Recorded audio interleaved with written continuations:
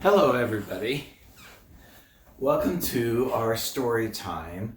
Tonight we're going to read a book called Mrs. Spider's Tea Party by David Kirk.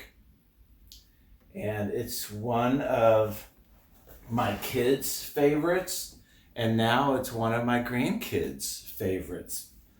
We just love this book and all the fun that it offers. So I really want to say thank you to David Kirk for writing the book, but also illustrating it, and for the publisher for letting us be able to share this story with you on our website. So Mrs. Spider's Tea Party. Let's find out what happens. One lonely spider sipped her tea while gazing at the sky. She watched the insects on the leaves and many flying by. If I had friends like these, she sighed, who'd stay a while with me, I'd sit them down on silken chairs and serve them cakes and teas. Two timid beetles, Ike and May, crept from the woodwork that same day.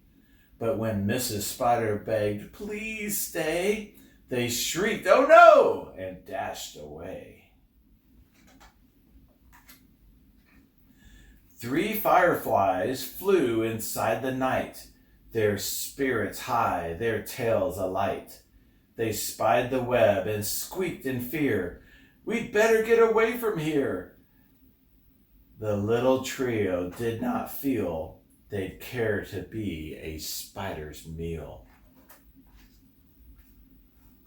Four bumblebees buzzed by outside. "Please come to tea," Miss Spider cried. The four ignored her swaying there. She waved a tea towel in the air. She took a cup and she tapped the glass. Then one bee spoke to her at last. "We would be fools to take our tea with anyone so spidery." Within the shadows of the room, just peeking from behind a broom, five grinning faces bobbed and peered. Mrs. Spider smiled, her heart was cheered.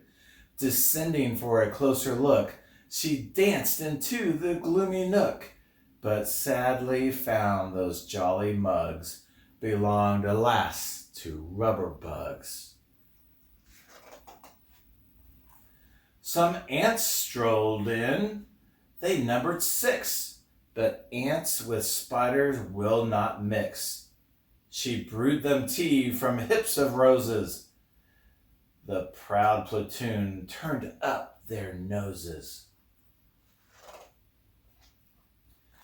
A fine bouquet concealed its prize of 7 dainty butterflies. Miss Spider, watching from the wall, was not aware of them at all.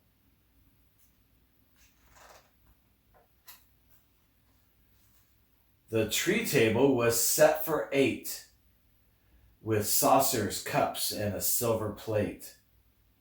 The cakes were fresh, the service gleamed, yet no one would arrive, it seemed. Her company and no demand left her an empty cup for every hand. Poor Mrs. Spider. 9 spotted moths kept safe and warm in shelter from a thunderstorm. They stood beneath an open sash and watched the jagged lightning flash. Miss Spider dropped down on a thread, a silver tray from her head. She hoped to please them, but instead they flew away in mortal dread.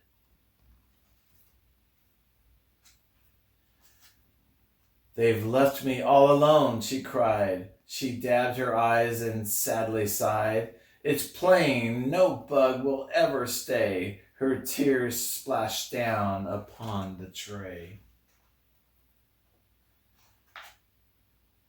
10 tiny streaming cups of tea were perched atop her trembling knee. She sipped and sobbed, and she heard a cough and turned to see a small wet moth. A fragile thing so soaked by rain, his wings too damp to fly again. She smiled and she took a checkered cloth to cloak the frail and thankful moth. They talked and snacked on tea and pie until his tiny wings were dry. Then lifting him up with tender care, she tossed him gently in the air. The moth told Ike, then Ike told May, who went from bug to say, there is no reason for alarm, she never meant us any harm.